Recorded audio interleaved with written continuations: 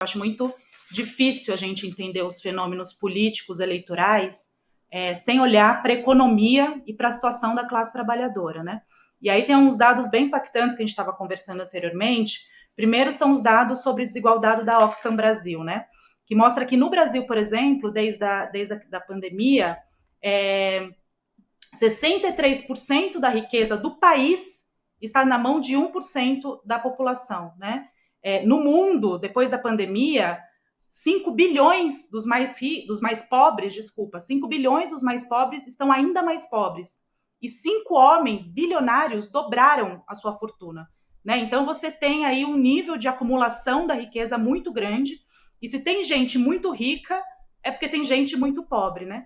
Então, acho importante a gente olhar para a classe trabalhadora, entender o que está acontecendo com ela, que é a maior parte da população brasileira e do mundo, é quem trabalha, que é aquela classe que vive do trabalho, né? E é uma classe que está hiper precarizada, né?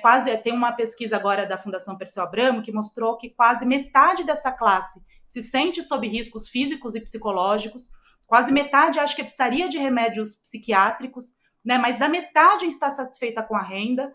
Tem aqueles dados da OIT também que são super interessantes, que mostram que hoje ter trabalho não significa estar fora da linha da pobreza, né? Porque a classe trabalhadora está ganhando mal, a renda está baixa, as coisas estão caras, né? Então é uma classe trabalhadora precarizada, com baixa renda, inflação presente, não conseguindo garantir o mínimo para sua família, né?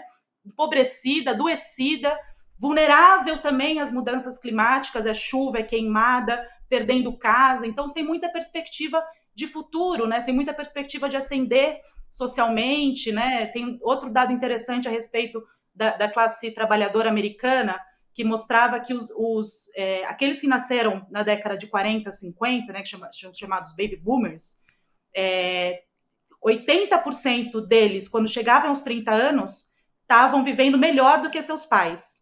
Hoje, apenas 30% dos que chegam aos 30 anos estão vivendo melhor do que seus pais, né? Então, a gente tinha aquela coisa antes de que os filhos ajudavam os pais na velhice. Hoje, os pais estão tendo ainda que garantir, né, garantir alguma renda para os filhos, mesmo eles sendo adultos, né?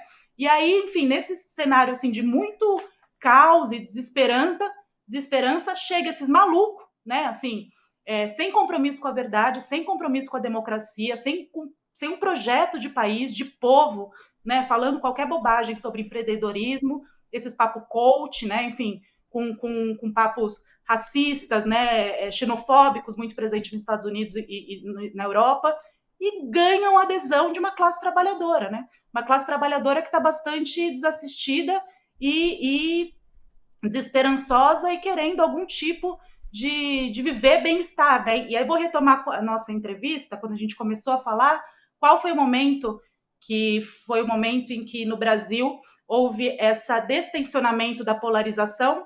Foi justamente o momento em que a classe trabalhadora estava vivendo melhor, né? Que tinha uma perspectiva de bem-estar, né? Que estava empregada, que estava ganhando bem, que estava ascendendo socialmente, que foi no período do lulismo, né? 2008, aí, no auge do lulismo, 2008 a 2014, por ali, né? Então, foi esse momento justamente que houve esse destensionamento da polarização, porque tinha uma sensação de bem-estar, né? Então, o Estado, eu vou colocar, impossível a gente não falar sobre isso, mas o Estado precisa garantir políticas de bem-estar social, precisa garantir renda, precisa garantir trabalho decente.